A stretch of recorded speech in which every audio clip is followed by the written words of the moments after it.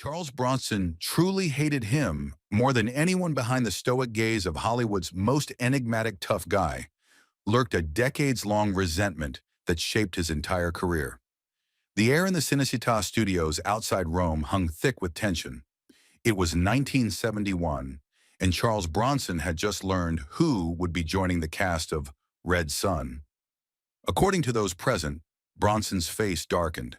He calmly placed down his coffee, turned to the producer, and uttered 5 words that sent shockwaves through the production: either he goes or I go. The ultimatum stunned everyone. These were two of Hollywood's biggest stars. Both commanded top billing. Both carried films on their shoulders. Yet something had simmered beneath the surface for years. Something personal. Something that started on the dusty Mexican sets of The Magnificent Seven and never healed. But to understand the depth of this animosity and why it haunted Bronson until his final days, we need to go back. Back before either man became a household name. Back to when Charles Bronson was still Charles Bukinski, the son of a Lithuanian coal miner from Pennsylvania who spoke no English until he was a teenager. Born Charles Dennis Bukinski on November 3, 1921, in Ehrenfeld, Pennsylvania, Bronson's early life was defined by poverty so extreme that he once had to wear his sister's dress to school because he had no clothes of his own. One of 15 children in a family that struggled to put food on the table, young Charles began working in the coal mines at the age of 10. The same mines that would later kill his father. The hardscrabble existence forged an independence and taciturnity that would later become his trademark on screen. This wasn't method acting. This was survival. World War II provided his escape from the mines. Drafted in 1943, Bronson served as a tail gunner on B-29 bombers, flying combat missions over Japan. He returned with a Purple Heart and the steel-eyed gaze that would later intimidate directors, co-stars, and eventually audiences worldwide. Using the GI Bill, he studied art before stumbling into acting, a curious choice for a man known to speak as little as possible, both on and off camera. Small roles came his way in the early 1950s. He changed his surname from Bukinski to Bronson during the McCarthy era, fearing his Eastern European name might connect him to communist sympathies. By the late 1950s, Bronson had established himself as a reliable character actor, the kind who rarely got the girl, but always made an impression. Directors noted his strange magnetism on screen. Even in silence, the camera loved him. His weathered face told stories no screenplay could capture. And then came The Magnificent Seven in 1960.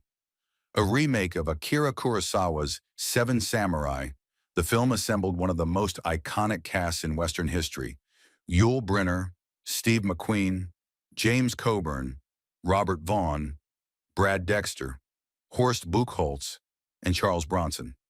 It was the film that should have catapulted Bronson to stardom. Instead, it began what colleagues would later call his silent war with Yul Brynner, a conflict that would define both men's careers and eventually lead to Bronson's exodus from Hollywood altogether. But what truly happened between these two titans of cinema? Why did a professional relationship deteriorate into such hostility that decades later, Bronson would reportedly refuse to even hear Brynner's name spoken in his presence? The truth, as we're about to explore, is more complex and more human than Hollywood mythology suggests. It reveals how ego, opportunity, creative control, and cultural identity collided on and off camera. It exposes the gap between the stoic heroes these men portrayed and the complicated individuals they truly were. Buckle up. We're about to dive into the real reason Charles Bronson harbored what many close to him described as an unquenchable resentment toward Yul Brynner. A resentment that drove his career choices, influenced his public persona, and remained one of Hollywood's most enduring, yet least understood feuds. When production began on The Magnificent Seven in 1960, Yul Brynner wasn't just the lead, he was the reason the film existed at all. After seeing Seven Samurai, Brynner had purchased the rights and developed the project as a starring vehicle for himself. From the beginning, this was Brynner's film. Born in Vladivostok in 1920, though he would later manufacture various exotic birthplaces, Brynner had already won an Oscar for The King and I and established himself as one of Hollywood's most distinctive leading men. His shaved head, intense stare, and cultured accent made him immediately recognizable worldwide. Bronson, by contrast, was still fighting for meaningful screen time. Though he'd appeared in dozens of films, he remained a supporting player, a fact that gnawed at him as he approached 40, an age when many actors' careers begin to fade. The Magnificent Seven offered Bronson his biggest opportunity yet. As Bernardo O'Reilly, he had a substantial role with emotional depth, a gunfighter who forms a bond with the Mexican children he's protecting. It should have been his breakthrough, but according to multiple crew members who spoke years later, Brynner viewed the production differently. To him, the other six magnificent actors were supporting players orbiting around his character, Chris Adams, and he wasn't shy about asserting his dominance. The trouble began during the first week of shooting outside Cuernavaca, Mexico. Director John Sturges had planned a scene where Bronson's character would ride into a Mexican village alongside Brynner. A small moment, but one that would establish their characters as equals. According to production assistant Robert E. Relia's later account, Brynner pulled Sturges aside and insisted the scene be reshot. "The leader rides in first," he reportedly said. "Alone." Sturges, needing his star's cooperation for the 7-week shoot, acquiesced. It was the first of many such incidents. As filming progressed in the scorching Mexican heat, tensions escalated. Brynner began arriving on set with an entourage, a nutritionist, a dialogue coach, and his own personal makeup artist, all of whom created a barrier between him and the rest of the cast. Most notably, Brynner insisted on wearing a hat with a slightly wider brim than the other actors, and would stand on slight elevations when being photographed with them. Subtle techniques to appear taller and more dominant in the frame. For Bronson, who had clawed his way up from poverty through sheer determination, these status games weren't just annoying, they were deeply personal affronts. According to his later manager Paul Kohner, Charles viewed Yul as everything he wasn't, privileged, pampered, and handed success rather than earning it through struggle. The breaking point came during the filming of a pivotal campfire scene. Originally, Bronson's character had several key lines about his background, lines that would have given him the emotional center of the sequence. When the scene was filmed, however, many of Bronson's lines had been reassigned to Brynner. Accounts differ on how exactly this happened. Some suggest Brynner had quietly influenced Sturges. Others claim the studio made the change. But the impact was clear. Once again, Bronson had been pushed to the periphery. Rather than creating a public scene, Bronson internalized his resentment, a pattern that would repeat throughout his career. He completed the film professionally, but, according to those close to him, never forgot what he perceived as Brynner's manipulations. When The Magnificent Seven premiered to success, critics and audiences noticed Brynner's commanding presence. But industry insiders also noted Bronson's smoldering performance. Despite the behind-the-scenes conflicts, the film had showcased Bronson's potential as a leading man. That potential, however, would take over a decade more to fully materialize.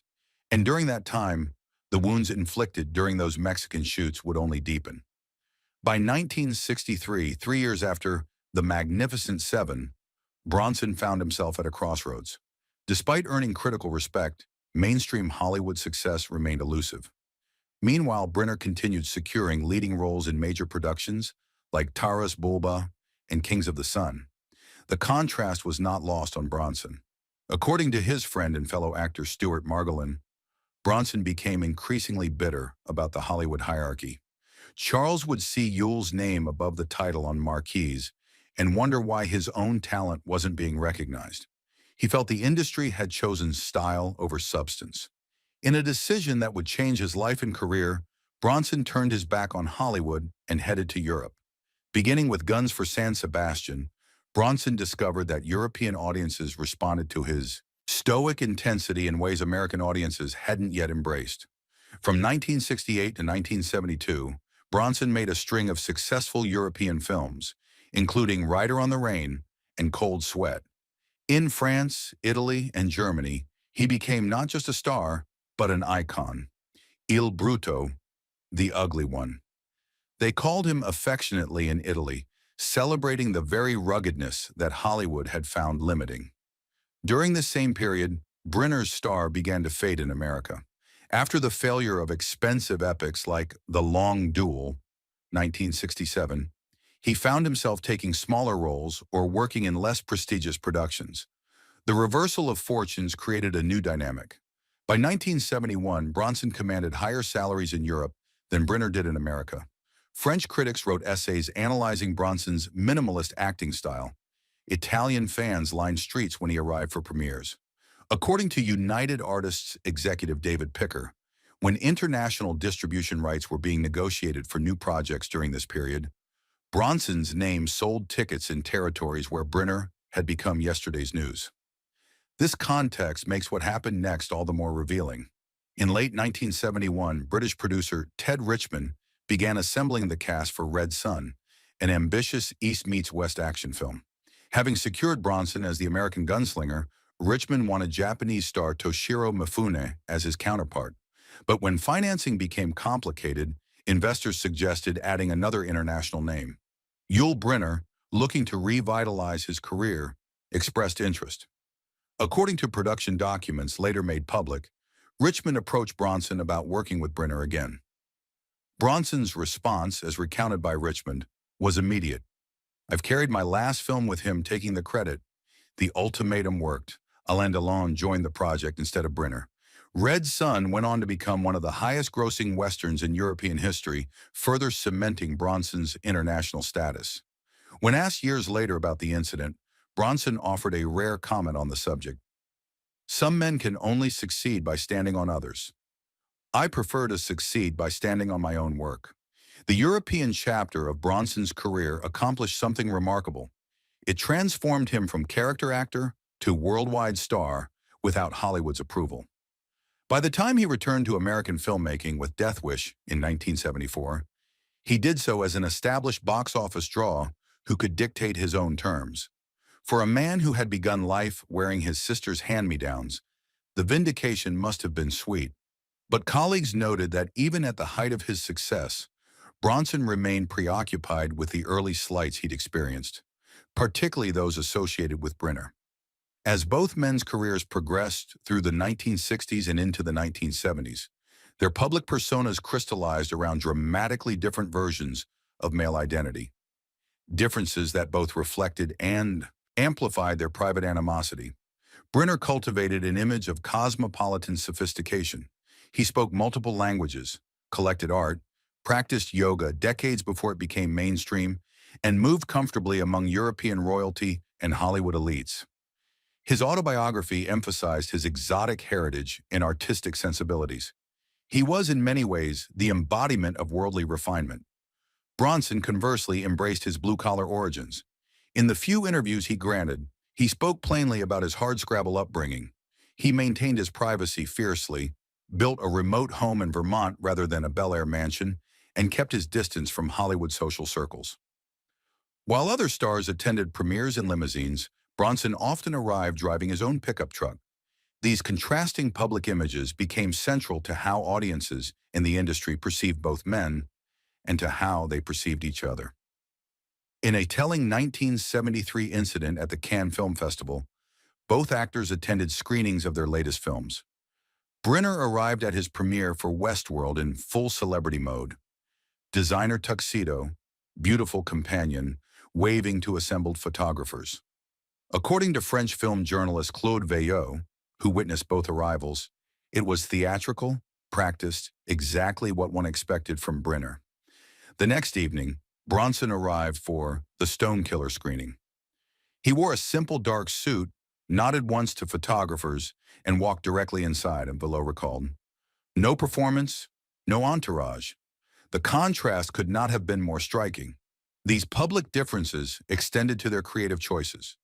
Brynner continued seeking roles that showcased his exotic appeal: androids, ancient Egyptian pharaohs, Cossack leaders.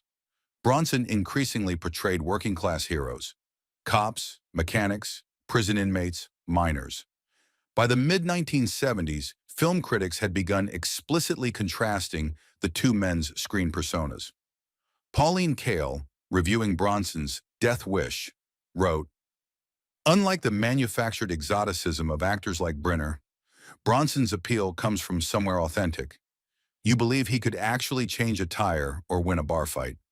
Such comparisons, which became increasingly common, reportedly infuriated Brynner while validating Bronson's long-standing grievances.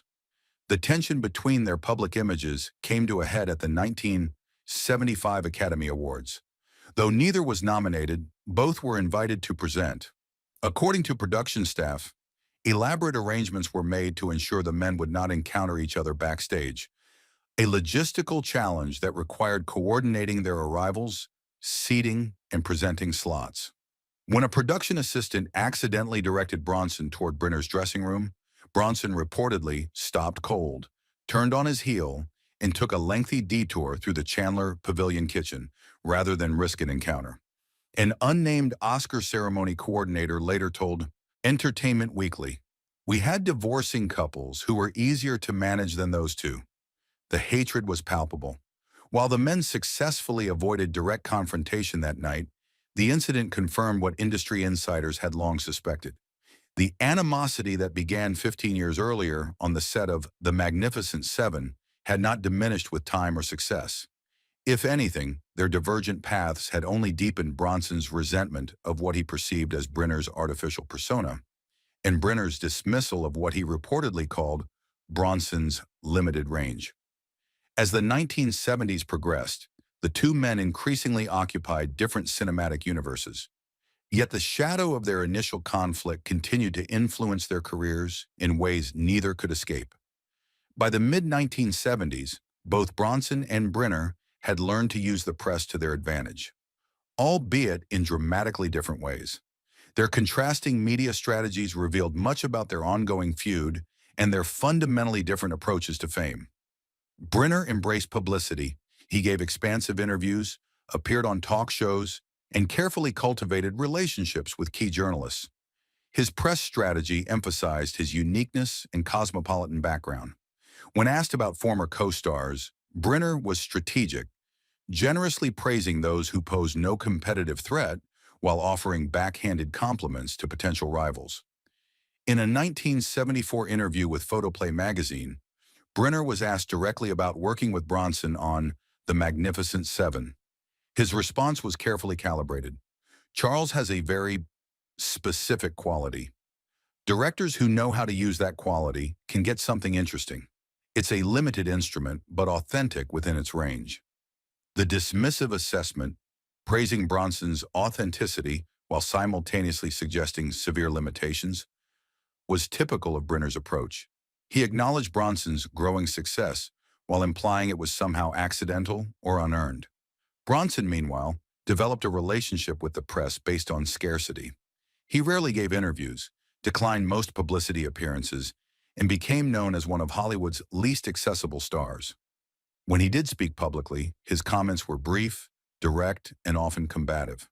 After the massive success of Death Wish in 1974, Bronson finally achieved the industry clout he had sought for decades.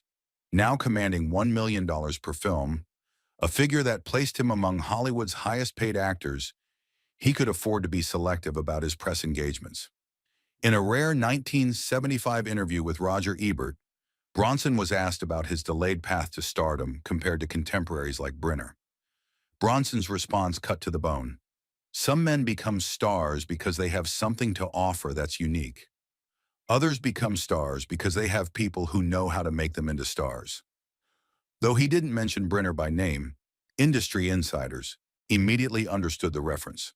Bronson had effectively dismissed Brynner's entire career as a marketing creation rather than the result of genuine talent. The comment made its way back to Brynner, who responded during a press junket for Westworld. According to journalist Tom Burke, who was present, Brynner smiled thinly and said, "Charles was always frustrated. I'm pleased he's found some success before his retirement age." The barbed reference to Bronson's late-blooming success, he was 53 when Death Wish made him a major American star, was unmistakable.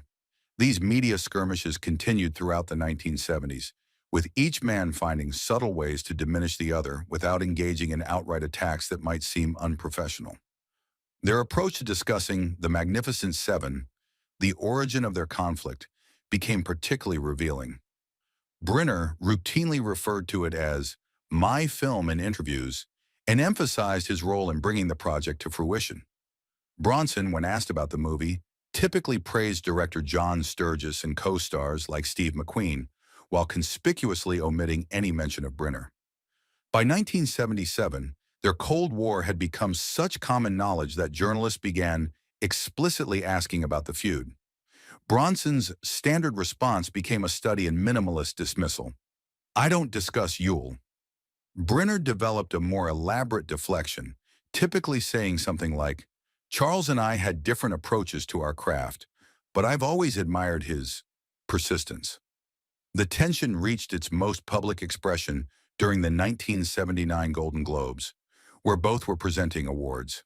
Though scheduled to appear in different segments, a production delay resulted in them briefly occupying the same backstage area. According to multiple witnesses, Bronson was speaking with James Coburn, another Magnificent Seven alum, when Brynner approached. Seeing Brynner, Bronson immediately turned and walked away mid-conversation. Brynner, without missing a beat, reportedly said to Coburn, "Some men never outgrow their insecurities, do they, James?" The incident made the following day's Variety, cementing public perception of their animosity. What makes this media-conducted feud particularly interesting is that both men were, in different ways, using their conflict to reinforce their carefully constructed public images. Brynner as the sophisticated, magnanimous star who stood above petty rivalries while subtly perpetuating them. Bronson as the authentic, no-nonsense professional who refused to engage in Hollywood fakery. In reality, both were active participants in a decades-long battle for narrative control, a battle that revealed as much about Hollywood's power dynamics as it did about their personal grievances. Throughout the 1970s and into the 1980s, an invisible competition played out between Bronson and Brynner, one that few outside their inner circles fully recognized, but that shaped both men's career choices in profound ways. Multiple sources close to both actors confirm that each man routinely received scripts that had been previously offered to the other. In an industry that often typecast strong, stoic leading men, they frequently found themselves considered for the same roles, despite their different screen personas. What emerged was a pattern. Roles rejected by Brynner often became signature parts for Bronson, while projects Bronson declined sometimes found their way to Brynner. The most significant of these cross paths involved the 1972 film Chatto's Land. Originally developed for Brynner, who was seeking to capitalize on the Western genre that had made him famous, the script told the story of a half-Apache man hunted by prejudiced white settlers. Brynner, according to producer Philip Jordan, was initially enthusiastic but eventually declined, concerned that the role's limited dialogue wouldn't showcase his talents. The project was subsequently offered to Bronson, who immediately accepted. Chatto's Land became one of Bronson's most critically respected performances.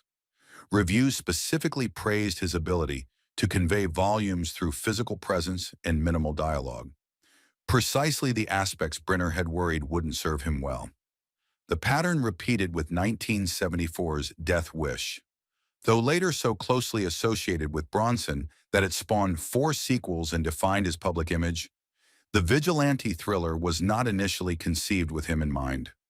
Sidney Lumet, originally attached to direct, had discussed the project with both Henry Fonda and Yul Brynner. When Lumet departed and Michael Winner took over as director, the tone shifted toward a harder-edged approach.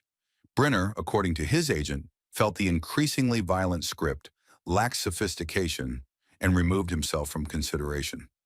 Bronson, seeking an American comeback vehicle, embraced the role of Paul Kersey, creating a character that would redefine urban vigilante films for decades. The film grossed over $22 million domestically at a time when tickets cost around $2, establishing Bronson as a major American box office draw and effectively ending any industry perception that Brynner was the more commercially viable star. Perhaps the most direct confrontation over a role came in 1975, when both actors were approached for the action thriller Breakout. The film required a leading man who could believably orchestrate a daring helicopter prison rescue in Mexico. Both expressed interest, creating a dilemma for producer Irwin Winkler. In a rare instance of direct competition, The producers arranged meetings with both actors on the same day. Brynner in the morning, Bronson in the afternoon. According to Winkler's autobiography, Brynner arrived with detailed notes on how the character should be developed, suggesting substantial script changes to create what he called a more layered approach. Bronson's meeting was markedly different. After listening silently to Winkler's pitch, he asked only two questions. When would filming start and what was the offer? When the terms proved acceptable, he simply said, "I'll see you on location," and left after a meeting that lasted less than 15 minutes. Winkler chose Bronson, later explaining that beyond commercial considerations, Charles brought an efficiency to both his acting and his professional interactions that made the entire production process cleaner. Breakout became another solid hit for Bronson, grossing nearly 4 times its budget. When asked about losing the role, Brynner reportedly told columnist Army Archerd, "I make films for the international audience. Charles makes films for the drive-in." The competing career trajectories reached a fascinating intersection in 1980 with The Ultimate Warrior and Borderline. Though different films released months apart, both featured aging protagonists using their particular skills in one last heroic effort. Brynner starred in the former, a post-apocalyptic thriller. Bronson in the latter, a border patrol drama. The Ultimate Warrior underperformed critically and commercially. Borderline, while not among Bronson's biggest hits, turned a healthy profit and added to his image as an everyman hero. Film historian Robert Osborne later observed, by 1980, these two actors who had once competed for the same audience had developed entirely different fan bases. Brynner appealed to an older, more traditional Hollywood audience. Bronson had captured the emerging market of working-class viewers who wanted straightforward action without pretense. What makes this parallel track of roles particularly revealing is how it reflected both men's self-conception. Brynner consistently chose parts that emphasized his uniqueness, his separateness from ordinary people. Bronson increasingly selected characters that connected him to everyday struggles against corrupt systems. In this sense, their competition over roles became not just a career battle, but a contest between fundamentally different visions of heroism on screen. A contest that mirrored their original conflict from the Magnificent Seven. While American audiences and Hollywood studios drove much of the film industry's power dynamics, both Bronson and Brynner recognized early that international markets offered not just additional revenue, but alternative paths to stardom. Their competition for dominance in European and Asian territories revealed yet another dimension of their decades-long rivalry. By the late 1960s, Bronson had established himself as a major draw in France, Italy, and Germany, countries where his taciturn style translated perfectly across language barriers. His 1968 film, Once Upon a Time in the West, though initially underperforming in America, became a phenomenon throughout Europe. French film magazine Cahiers du Cinéma devoted an entire issue to analyzing Bronson's minimalist acting technique. In Japan, his films consistently outgrossed American releases featuring much bigger domestic stars. By 1971, a German film distributor was offering Bronson twice his American salary to appear in European productions. This international success represented more than just financial gain for Bronson. According to his longtime friend Michael Winner, Charles saw his European popularity as vindication. He believed European audiences recognized an authenticity in his performances that Hollywood had overlooked in favor of more polished, artificial stars. The unstated comparison to Brynner was obvious to those who knew him well. Brynner, who had cultivated an international persona from the beginning of his career, found Bronson's foreign success particularly galling. Having positioned himself as the cosmopolitan, multilingual citizen of the world, he discovered that Bronson, who spoke only English and rarely gave interviews in any language, was becoming the face of American cinema abroad. In 1973, at the height of this competition, both men had films released within months of each other in key European markets. Bronson's The Stone Killer and Brynner's Westworld offered a direct comparison of their respective drawing power. The results were decisive. In France, Italy, and Germany, Bronson's films significantly outperformed Brynner's, despite Westworld having better American reviews and a more substantial marketing campaign. Industry analysts pointed to a changing European audience. one increasingly drawn to Bronson's working-class authenticity over Brynner's exotic sophistication. As film historian Pierre Rission noted, European audiences, particularly after the political turbulence of 1968, were rejecting fantasies of aristocratic privilege. They embraced Bronson as an avatar of proletarian strength. This shift coincided with broader changes in European cinema, where directors like Jean-Pierre Melville and Sergio Leone were creating a new kind of stripped-down existential action film, a style perfectly suited to Bronson's minimalist approach. By 1975, the comparison had become so lopsided that United Artists, which had distribution rights for both actors' films in several territories, began using different marketing strategies. Brynner's films were positioned as special events for upscale audiences, while Bronson's were given wider releases aimed at maximizing opening weekends. The disparity reached its peak in 1976, when German film distributor Constantin Film released figures showing that Bronson's films had outgrossed Brynner's by a margin of nearly 3-1 over the previous 5 years in Germanic territories. This international dimension of their rivalry had practical consequences for how both men approached their careers. Bronson began insisting on approval of international marketing materials and developed relationships with foreign distributors independent of his Hollywood contracts. Brynner, seeing his international appeal wane, refocused on stage work and American television projects. Their diverging international fortunes also influenced how they interacted with the press during foreign promotional tours. Bronson, initially reluctant to engage with journalists, became surprisingly accessible to European media. Brynner, who had always courted publicity, became more selective about his foreign appearances, focusing on quality over quantity. A particularly revealing incident occurred during the 1977 Berlin Film Festival, where both actors had films screening out of competition. According to festival director Wolf Donner, Brynner's team requested that his appearances not overlap with Bronson's, the first time such a stipulation had been made by a major star. The reason, never stated explicitly but understood by the festival organizers, was Brynner's concern about unfavorable comparisons. German audiences had embraced Bronson so thoroughly that Brynner risked being overshadowed at his own events. This international dimension of their rivalry persisted even as both men's careers began to slow in the 1980s. While newer action stars like Sylvester Stallone and Arnold Schwarzenegger captured younger audiences, Bronson and Brynner maintained loyal international followings built over decades. Even in this later phase, their approaches remained consistent with the patterns established years earlier. Brynner emphasizing his uniqueness, Bronson connecting with working-class viewers through straightforward storytelling.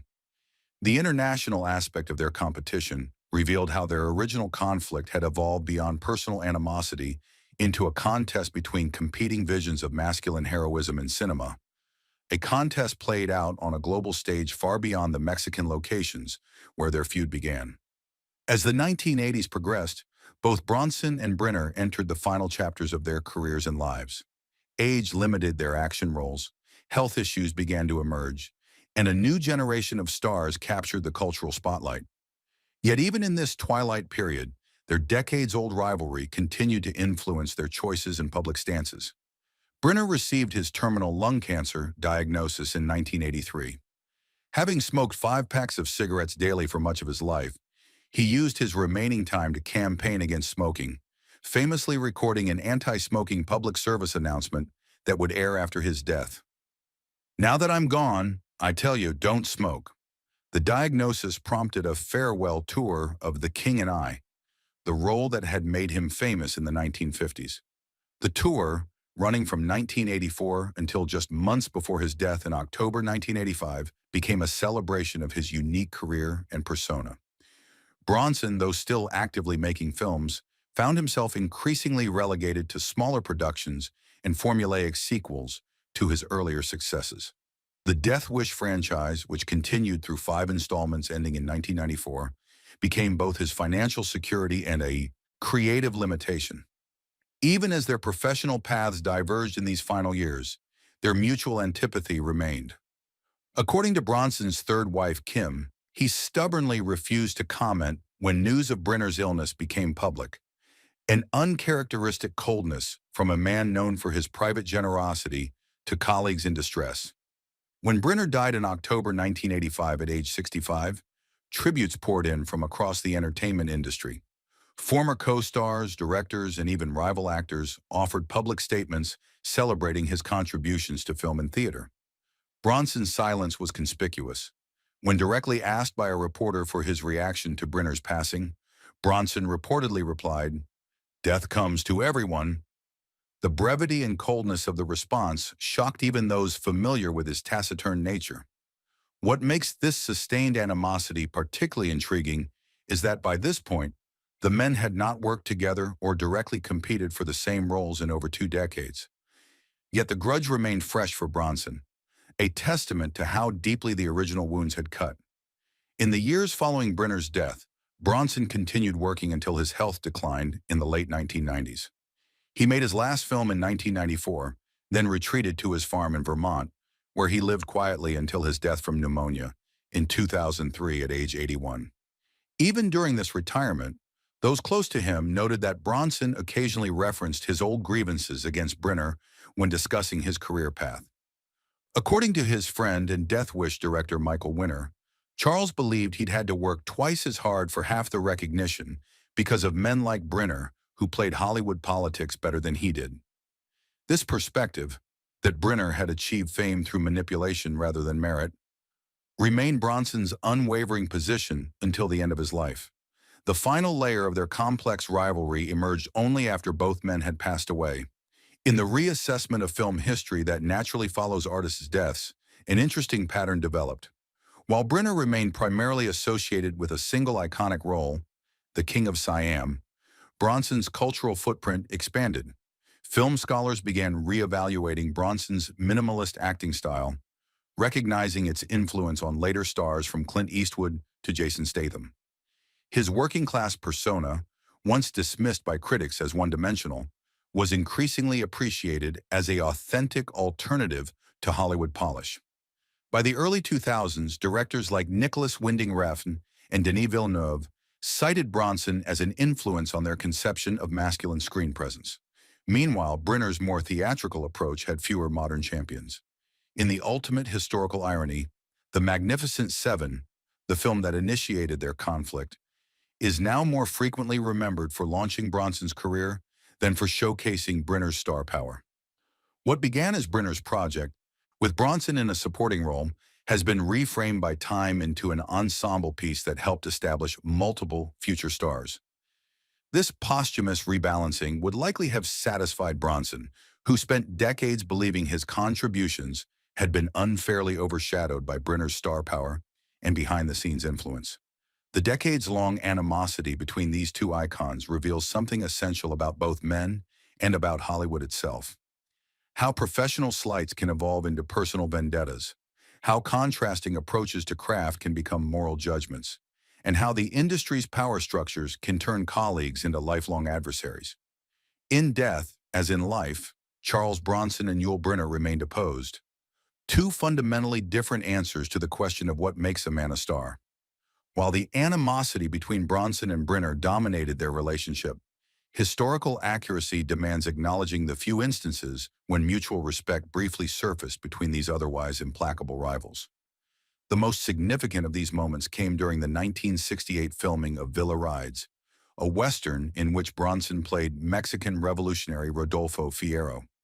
Though Brynner wasn't involved with the production, he attended a screening at Paramount, and according to director Buzz Kulik, sought Bronson out afterward.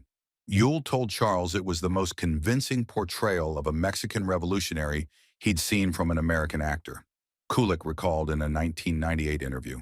Charles just nodded and said, "Thank you," but those who knew him well could see he valued the compliment.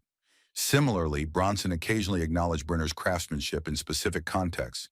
When asked about The King and I during a rare 1977 television interview, Bronson conceded, he found the perfect role for his particular talents. Not everyone manages that. These moments of professional acknowledgement never evolved into warmth or friendship, but do suggest that beneath their conflict lay a grudging recognition of each other's persistence in a brutal industry. Film historian David Thompson has argued that their rivalry, despite its bitterness, likely pushed both men to greater achievements. Bronson's determination to prove himself Brynner's equal drove him to continue improving as an actor long after many would have settled into comfortable mediocrity.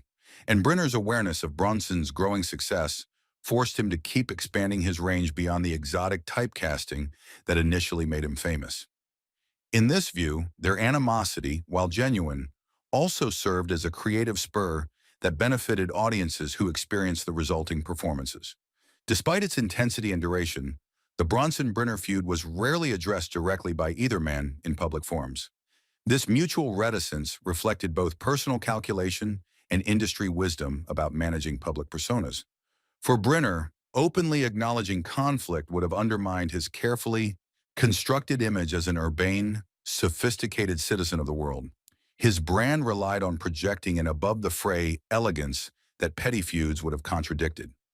By limiting his comments about Bronson to subtle dismissals rather than outright criticism, he maintained the illusion of magnanimity while still communicating his true feelings to industry insiders.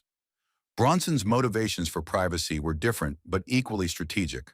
Having built his reputation on straightforward professionalism, he understood that complaining about past slights would make him appear bitter rather than stoic. His carefully cultivated image as the silent, self-reliant hero required that he appear unbothered by Hollywood politics, even when they deeply affected him. Both men also recognized a fundamental truth of entertainment careers. Audiences prefer their heroes uncomplicated by messy personal conflicts. As Bronson's longtime agent Paul Kohner noted in a 1990 interview, Charles knew fans wanted him to be the strong, silent type off-screen as well as on. Talking about grievances, however legitimate, would have weakened that perception. The industry context also played a role in their discretion. Hollywood in the 1960s and 1970s still operated under the lingering influence of the studio system, where stars were expected to maintain positive public relationships regardless of private feelings. Open conflict between major stars was considered unprofessional and potentially damaging to films they had made together, which studios continued marketing long after production ended. The Magnificent Seven, in particular, remained a valuable property for United Artists through multiple theatrical re-releases and television broadcasts. Both actors had a financial interest in its continued success, creating a practical incentive to keep their personal feelings private. Perhaps most importantly, both men understood that articulating the full depth of their animosity would have required exposing vulnerabilities neither wished to reveal publicly. For Brynner, acknowledging the conflict would have meant admitting he felt threatened by Bronson's raw authenticity, a quality he could never fully replicate despite his considerable talents. For Bronson, speaking openly would have meant revealing how deeply he'd been wounded by Brynner's early dismissiveness and how long he had carried that pain, admissions at odds with his stoic public persona. So they maintained their silence, allowing their actions rather than their words to communicate the truth of their relationship to those paying close attention. In this, they demonstrated perhaps their only significant commonality, a sophisticated understanding of how Hollywood's image machinery translated private truths into public narratives, and how certain realities were best left in the shadows, even as their consequences played out on international screens. The air in the Cinecittà studios outside Rome hung thick with tension. It was 1971, and Charles Bronson had just learned who would be joining the cast of Red Son, Yul Brynner. According to those present, Bronson's face darkened. He calmly placed down his coffee, turned to the producer, and uttered 5 words that sent shockwaves through the production. Either he goes or I go. Now we understand why. The conflict that began on a dusty Mexican set in 1960 was never simply about 2 actors competing for screen time or career advancement. It represented a collision between fundamentally different conceptions of manhood, authenticity, and the purpose of stardom itself. For Bronson, who had clawed his way up from poverty through sheer determination, Brynner embodied everything he despised about Hollywood: style over substance, manipulation over merit, artifice over authenticity. Every slight, every shadow cast, every role lost reinforced his belief that the industry rewarded the wrong qualities, a belief that drove him to Europe to rebuild his career on his own terms. What began as professional frustration evolved into something more personal. a decades-long mission to prove that his approach to both acting and life held more integrity than Brynner's carefully constructed persona. Did Bronson truly hate Brynner more than anyone else he encountered during his long career? The evidence suggests he did. While Bronson had disagreements with other actors and directors, none prompted the sustained animosity he maintained toward Brynner from their first collaboration until after Brynner's death. The feud reveals a Charles Bronson rarely glimpsed behind his taciturn public image, a man of deep feelings and long memory who transformed early wounds into the driving force behind his eventual triumph. In his stubborn refusal to forget or forgive what he perceived as Brynner's manipulations, we see the same steely determination that carried him from the Pennsylvania coal mines to international stardom. Perhaps there is something fitting in how their rivalry has been framed by history. Brynner, who so carefully managed his image in life, is now primarily remembered for a single iconic role, while Bronson, who let his work speak for itself, has seen his influence and reputation grow in the decades following his death. In the end, their conflict transcended personal animosity to become a contest between competing visions of heroic masculinity on screen. And in that contest, just as in their careers, neither man achieved a clean victory. Each represented qualities audiences needed and responded to. Brynner's exotic charisma, Bronson's working-class authenticity, and each left an indelible mark on cinema history. Yet for Bronson, the true victory may have come in outliving not just his rival, but also the Hollywood system that initially failed to recognize his potential. By the time he calmly issued his ultimatum in that Roman studio in 1971, he had already won the war that mattered most to him, the struggle to succeed entirely on his own terms. The coffee cup he set down might as well have been a gauntlet, thrown not in anger, but in the quiet certainty that he no longer needed to stand in anyone's shadow.